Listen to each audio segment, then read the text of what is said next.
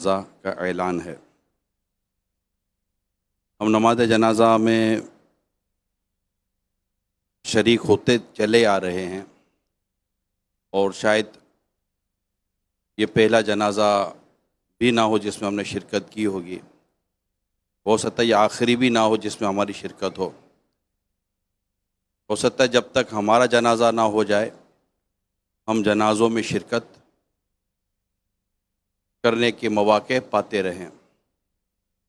یہ ایک ایسی حقیقت ہے انسان کے سامنے، یعنی ہماری زندگی میں بہت سارے ایسی چیزیں ہوتی ہیں جو بہت زیادہ ہم واضح طور پر نہیں دیکھ رہے ہوتے، لیکن موت، غسل میت، کفن، دفن، جنازہ، یہ ایسی ریئلٹی ہے انسان کی زندگی کی، ایسی ریئلٹی ہے کہ جو تھوڑا سا بچہ جب شعور بھی پکڑ لیتا ہے، تھوڑا سمجھدار ہو جاتا ہے، اس کے سامنے سب کچھ واضح ہو رہا ہوتا ہے کہ یہ چلے گئے، یہ چلے گئے، یہ چلے گئے۔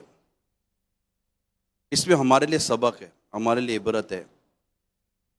ہمارے سامنے ایک اچھا خاصا کھاتا پیتا چلتا پھرتا آدمی بالکل بے جان سا ہو جاتا ہے، کچھ بھی نہیں رہتا اس کے اندر۔ جنازے میں سبق بہت ہے، جنازے میں عبرت بہت ہے۔ آج میرے بڑے بھائی کی جیسے یہ میت ہے، جنازہ ہے، تو یہ پیغام دیتا ہے کہ جس طرح میں چلا گیا ہوں اس طرح اب آپ نے بھی جانا ہے۔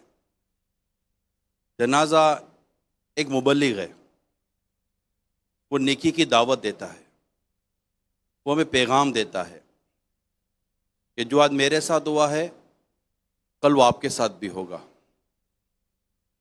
میں آپ کے سامنے اس موقع کی مناسبت سے پیارے آقا صلی اللہ تعالیٰ علیہ وآلہ وسلم کی 2 حدیثیں سناتا ہوں، تب تک انشاءاللہ اسلام بھائی بھی جمع ہو جائیں گے اور وقت بھی ہو جائے گا۔ ایک حدیث، جو پہلی حدیث ہے وہ یہ ہے کہ پیارے آقا صلی اللہ تعالیٰ علیہ وآلہ وسلم نے فرمایا، انسان کہتا ہے میرا مال، میرا مال۔ فرمایا انسان تیرا مال نہیں مگر جو تو کھا کر ختم کر دیا، یعنی جو تو نے کھا کر ختم کر دیا وہ تیرا مال، یا پہن کر گلا دے، یعنی جو پہن کر ختم کر دیا، گل گیا، استعمال کر لیا، یا چھوڑ کر چلے گئے وہ تو وہ بھی نہیں، جو پہن لیا گل گیا استعمال کر لیا وہ تیرا مال، یا خیرات کر کے آگے بڑھا دے وہ تیرا مال۔ اس کے علاوہ جو کھا کر ختم نہیں کیا وہ بھی چھوڑ کر جانا ہے، جو پہن کر ختم نہیں کیا رکھ دیا وہ بھی پہ جانا ہے۔ مفتی صاحب لکھتے ہیں، مفتی احمد یار خان نعیمی رحمۃ اللہ تعالیٰ علیہ، اس حدیث کے تحت کہ جب تم نئے کپڑے نئے جوتے لو تو فوراً پہن لیا کرو تو ختم ہو جائے، تمہیں اللہ اور دے دے گا۔ لوگ سنبھال کے رکھتے ہیں، بعد میں وہی کپڑا، وہی جوتے، وہی چیزیں ان کے وارثوں کے کام آ رہی ہوتی ہیں، ان کے کام نہیں آ رہی ہوتی۔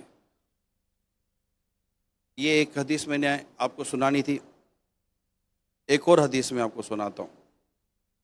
چنانچہ پیارے آقا صلی اللہ تعالیٰ علیہ وآلہ وسلم نے ارشاد فرمایا، میت کے ساتھ 3 چیزیں جاتی ہیں، 2 تو لوٹ آتی ہیں اور ایک اس کے ساتھ رہ جاتی ہے۔ اس کے ساتھ اس کے گھر والے، اس کا مال، اس کے اعمال جاتے ہیں، تو اس کے گھر والے اور مال لوٹ جاتے ہیں اور اس کے عمل ساتھ رہ جاتے ہیں۔ یہ پریکٹیکل جو جنازے میں آئے ہیں، جو اس وقت اللہ نے چاہا تو قبرستان جائیں گے، اس حدیث کو اللہ کرے کہ یاد رکھا جا سکے۔ رشتہ دار بھی آئے ہیں، دوست بھی آئے ہیں، جان پہچان والے بھی آتے ہیں، عزیز و اقارب بھی آتے ہیں، یہ سب جاتے ہیں قبرستان، اور ساتھ ساتھ مال بھی جاتا ہے، غلام، لونڈیا، نوکر، چاکر، مگر یہ سب لوٹ آتے ہیں۔ مفتی صاحب لکھتے ہیں کہ یہ بے وفا ہیں، با وفا اعمال ہیں جو تمہارے ساتھ تمہاری قبر میں جاتے ہیں، یا تم نے نیکیاں کی ہیں یا تم نے برے اعمال کیے ہیں، وہ تمہارے ساتھ تمہاری قبر میں جاتے ہیں۔ میرے پیارے اسلامی بھائیوں، جو میرے بڑے بھائی کے نماز جنازہ کے لیے آپ تشریف لائیں، اللہ آپ سب کا آنا قبول فرمائے، اللہ آپ سب کو اس کی خوب خوب برکتیں بھی عطا فرمائے، کیونکہ جنازے میں شرکت کرنا یہ بھی بہت بڑے اجر و ثواب کا کام ہے۔ چنانچہ جو جنازے میں شریک ہو رہے ہیں یا جو جنازے میں شریک ہوتے ہیں، ان کے لیے میں 2 حدیثیں سناتا ہوں۔ اللہ کے آخری نبی صلی اللہ تعالی علیہ وسلم نے فرمایا، بندہ مومن کو مرنے کے بعد سب سے پہلی جزا یعنی انعام یہ دیا جاتا ہے کہ اس کے تمام جنازے میں شریک ہونے والوں کی بخشش کر دی جاتی ہے۔ یہ اللہ تعالیٰ کی بڑی رحمت ہے۔ اچھا، یہ انعام کس کو دیا جا رہا ہے؟ اس بندہ مومن کو جس کا جنازہ ہے، جس کا جنازہ ہے، اس بندہ مومن کو یہ انعام دیا جاتا ہے کہ جس نے بھی اس کے جنازے میں شرکت کی ہے، اللہ تعالیٰ ان تمام مسلمانوں کی بخشش فرما دیتا ہے۔ ایک اور حدیث پاک بھی سنیے، اللہ کے آخری نبی صلی اللہ تعالی علیہ وآلہ وسلم نے فرمایا، مومن جب قبر میں داخل ہوتا ہے تو اس کو سب سے پہلا تحفہ یہ دیا جاتا ہے کہ اس کی نماز جنازہ پڑھنے والوں کی مغفرت کر دی جاتی ہے۔ تو اللہ تعالیٰ کی کروڑ رحمت ہے کہ اس نے ہمیں جنازے میں شرکت کرنے کی توفیق عطا فرمائی ہے۔ وقت دیتے ہیں لوگ، اپنا کام کاج، آرام، بہت کچھ چھوڑ چھاڑ کر آتے ہیں، تو اللہ تعالیٰ انہیں بھی انعام عطا فرماتا ہے، انہیں بھی برکت عطا فرماتا ہے۔ البتہ اب چونکہ جنازے کا وقت، نماز جنازہ کا وقت قریب ہے، دوبارہ وہی نیکی کی دعوت آپ کے سامنے عرض کروں گا کہ میت، موت، جنازہ، اس سے ہم عبرت اور سبق حاصل کریں اور آخرت کی تیاری کریں۔ آخرت کی تیاری کریں، صرف آخرت کی تیاری۔ دنیا بنی رہی ہے اور دنیا بنتی چلی جائے گی۔ وہ ہے نا، بارہا علمی تجھے سمجھا چکے، مان یا مت مان، آخر موت ہے۔ ایک شاعر نے بڑی پیاری بات لکھی ہے، لکھتے ہیں، کیا خوشی ہو دل کو چندے زیست سے۔ زیست کہتے ہیں زندگی کو، یعنی چند دنوں کی زندگی سے دل کو کیا خوشی ہو، کیا خوشی ہو دل کو چندے زیست سے، سن لگا کر کان آخر موت ہے۔ تو جب اس بزم سے اٹھ گئے دوست اکثر، اٹھتے چلے جا رہے ہیں برابر، تیرے پیش نظر جب ہے یہ منظر، تیرا دل یہاں پر بہلتا ہے کیوں کر، جگہ جی لگانے کی دنیا نہیں ہے، یہ عبرت کی جا ہے تماشا نہیں ہے۔ ہماری بھی کپڑے، ہمارے جوتے، ہماری گاڑیاں، ہماری گھڑیاں، ہمارے بینک بیلنس، ہماری جائیدادیں، ہماری پراپرٹیاں، ہماری دولت، ہمارا ساز و سامان، حتیٰ کہ ہماری آل اولاد، سب کے سب یہیں رہ جائیں گے، کوئی چیز ساتھ نہیں آئے گی۔ نتھنگ، نیور، پاسبلٹی نہیں ہے کہ کوئی کہے کہ اس کی قبر، ہاں قبر میں آپ کے تبرکات رکھے جائیں گے، قبر میں آپ کے کوئی ایسی نیک چیز رکھ دی جائے گی جو آپ کے کام آ سکے، قبر میں اللہ کی رحمت کا وہ سبب بن سکے۔ یہ ساری چیزیں ایک جدا ہیں۔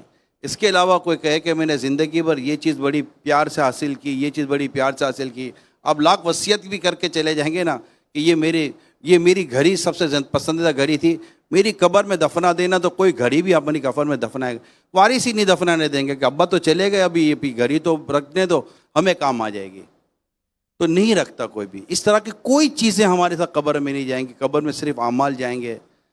آج یہ جنازہ کاش ہماری زندگی کا کوئی یو ٹرن بن جائے، ہماری زندگی میں کوئی تبدیلی لانے کا سبب بن جائے، کہ جس طرح آج میں کسی کے جنازے میں شریک ہوں تو کل کوئی میرے جنازے میں بھی شریک ہوگا، مجھے بھی میرے اعمال لے کے جانے ہیں۔ سرکار صلی اللہ تعالیٰ علیہ وسلم کی حدیث ہے کہ قبر جنت کے باغوں میں سے ایک باغ ہے یا جہنم کے گھروں میں سے ایک گڑھا۔ اعمال جیسے ہوں گے ویسا ہوگا۔ دنیا آخرت کی کھیتی ہے، یہ آپ نے سنی بھی ہوگی، حدیث بھی ہے، دنیا آخرت کی کھیتی، یعنی جو یہاں بوئیں گے وہاں کاٹیں گے. یہ نہیں ہو سکتا یہاں کچھ برائی بوئے اور وہاں پہ کچھ اور ہی کاٹیں. جیسا بوتا ہے بندہ ویسا کاٹتا ہے. تو دنیا اور آخرت کی بھلائی اسی میں ہی ہے کہ ہم نمازیں پڑھیں، سچ بولیں، جھوٹ سے بچیں، حرام روزی سے بچیں، صلہ رحمی کریں. آج میرے بھائی کی اس نماز جنازہ میں آپ سب سے درخواست کرتا ہوں، کیونکہ اس وقت مدنی چینل پر یہ نماز جنازہ براہ راست بھی دیکھا جا رہا ہے، تو ہو سکتا ہے کہ بہت سارے ایسے دیکھنے والے ہوں، جنازے میں ہوں یا مدنی چینل پر ہوں، خاندان والے، رشتہ دار، کاروبار جن کے ساتھ ہوا ہو. میرے بڑے بھائی ایاز خانانی سے اگر کسی کا بھی دل دکھا ہو، آپ کی جان میں، آپ کی مال میں، آپ کی عزت میں، آپ کے آبرو میں کسی بھی طرح کی میرے بڑے بھائی سے حق تلفی ہوئی ہو، میں چھوٹا بھائی ہوں ان کا، آپ سب سے ہاتھ جوڑ کر عرض کرتا ہوں میرے بھائی کو معاف کر دیجیے گا. اللہ آپ کو اس کا اجر عطا کرے گا. اگر آپ کا کوئی مالی معاملہ ہے تو مجھ سے ڈائریکٹ رابطہ کر لیجیے گا، ان کے وارثوں سے رابطہ کر لیجیے گا. مگر جو حق تلفیاں آپ کی میرے بھائی کے ذریعے ہوئی ہوں تو اللہ کی رضا کے لیے خدا را میرے بھائی کو معاف اور اللہ کی رضا کے لیے معاف کر دیں. آپ اسے یہاں معاف کر دیں، اللہ تعالیٰ قیامت کے دن دنیا اور آخرت میں آپ کو معافی عطا فرمائے. صلو علی الحبیب صلی اللہ تعالی علی محمد. میرے بڑے بھائی نے مجھے فرمایا ہوا تھا کہ اگر پیر و مرشد ہو، ملے سنو تو وہ جنازہ پڑھائیں، ورنہ تم پڑھا دینا. تو پیر و مرشد امیل سنت تو ہے نہیں، ملک سے باہر ہیں، تو انشاءاللہ بھائی کے بات پر انشاءاللہ میں جنازہ پڑھانے کی میں نے نیت کی ہے.